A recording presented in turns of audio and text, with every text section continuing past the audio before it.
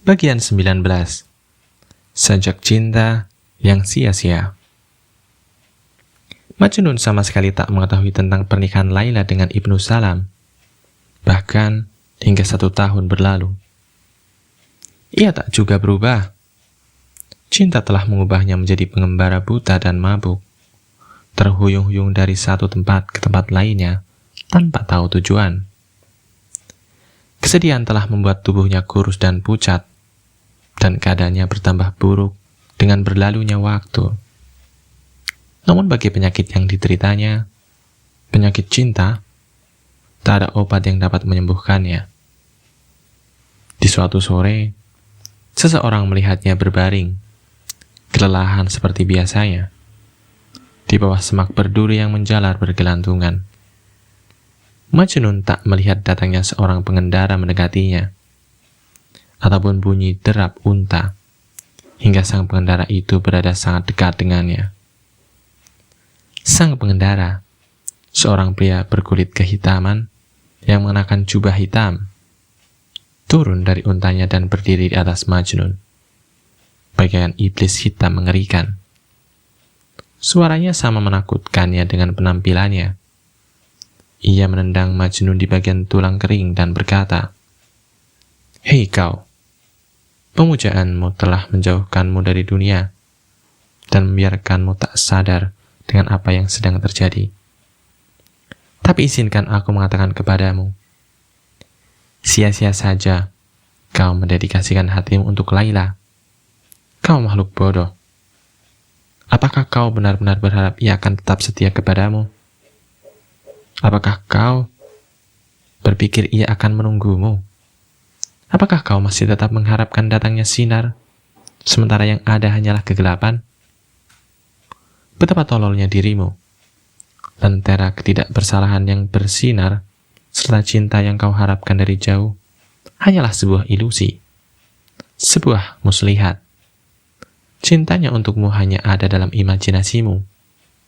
Baginya, kau tak berarti apa-apa." Majnun membuka mulutnya, hendak berbicara, namun si pengendara asing itu memotongnya, dan berbicara dengan suara lebih keras dan keras lagi. "Kau sungguh makhluk bodoh dan malang, dan kau telah tersesat. Tidakkah kau menyadari bahwa ia telah membohongimu? Kau telah menyerahkan hatimu kepadanya, dan ia telah menyerahkan hatinya kepada pihak musuh. Ia telah melupakanmu, Majnun, dan ia telah membiarkan kenangannya bersamamu terbang terbawa angin. Ia telah menikah dengan pria lain, sebuah pernikahan yang dengan senang hati diterimanya. Kini pikirannya hanya tertuju pada suaminya, untuk ciumannya, untuk permainan cintanya, kehangatan pelukannya, kekuatan tubuhnya, dan keindahan hartanya yang tersembunyi. Ia telah hilang selamanya dan larut dalam pikiran-pikiran menyenangkan tentang suaminya, sementara kau terperangkap dalam kesedihan serta penderitaanmu. Apakah hal itu benar? Apakah itu adil? Lihatlah betapa luasnya jurang pemisah antara kau dan dirinya. Pikirkanlah, untuk apa kau masih menyayanginya sementara kenyataannya telah jelas bahwa ia sudah tak lagi menyayangimu. Majnun merasa seolah ada 1000 ular yang menancapkan taring mereka di dalam jiwanya. Ia membuka mulutnya untuk menjerit dan memohon belas kasih. Namun si iblis hitam itu terus melanjutkan ucapannya. "Wanita tetaplah wanita, Majnun. Apakah kau berharap ia berbeda dari lainnya? Mereka semua sama saja. Tidak tetap pendirian, tak dapat ditebak serta berwajah dua. Ia sama saja seperti wanita-wanita lainnya. Dan wanita-wanita lainnya sama saja sepertinya. Kemarin, kau menjadi sesosok pahlawan di matanya.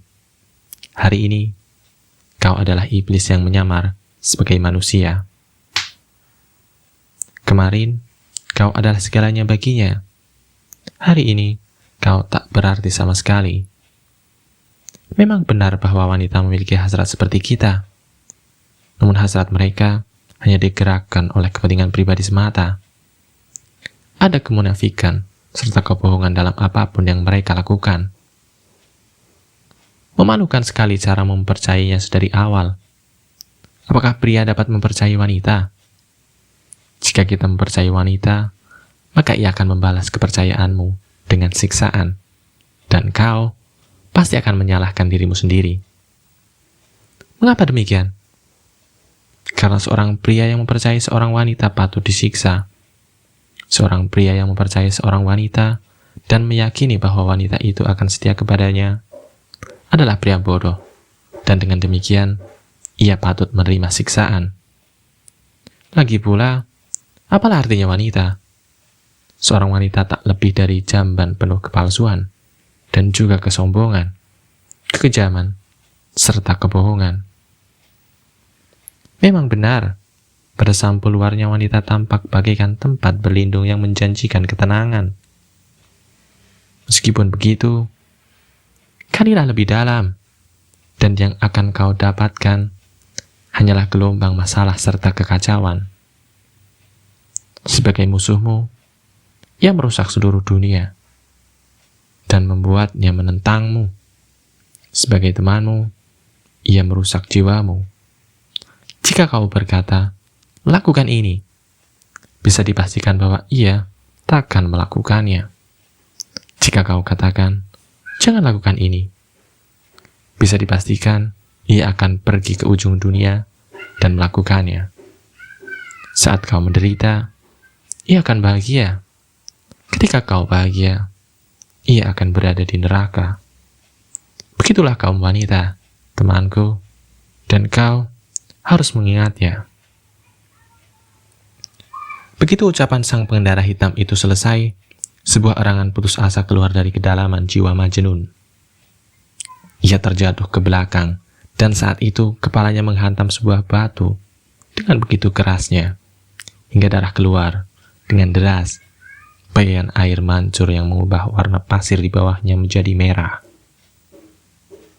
Ia berbaring di sana, tak sadarkan diri.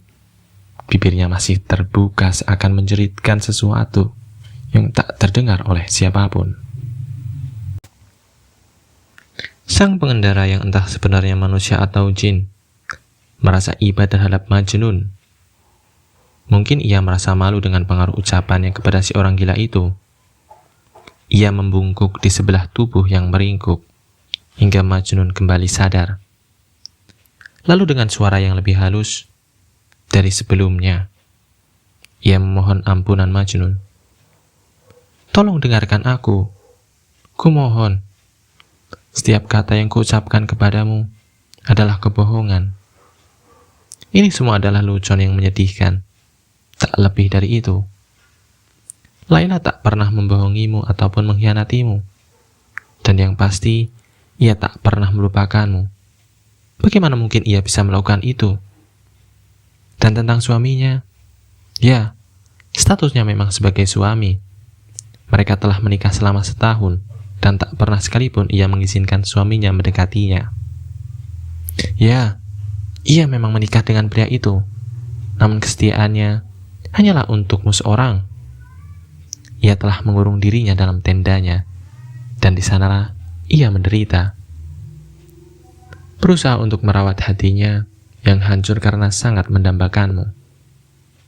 Baginya, tak ada pria lain di dunia ini, dan tak ada detik yang terlewat tanpa memikirkanmu dan cintamu untuknya. Bagaimana mungkin ia dapat melupakanmu? Bahkan jika kalian dipisahkan oleh 1000 tahun, ia tetap takkan melupakanmu. Majnun mendengarkan perkataan si pengendara asing itu dengan perhatian penuh. Tapi apakah ia mengatakan yang sebenarnya? Kata-kata itulah yang ingin didengarnya. Tapi apakah kata-kata itu diucapkan dengan tulus? Meskipun begitu, kata-kata itu menyembuhkan hatinya yang sakit. Ia mulai terisak dan duduk di atas pasir dengan air mata menetes di pipinya. Ia tampak bagaikan bocah yang kehilangan arah, bagaikan seekor burung kecil yang sayapnya telah patah oleh hantaman kayu dan juga batu. Ia tak tahu harus kemana dan harus berbuat apa. Bahkan sajak-sajak yang didengarkan dari bibirnya seolah sia-sia saja. Apalah artinya sajak-sajak itu?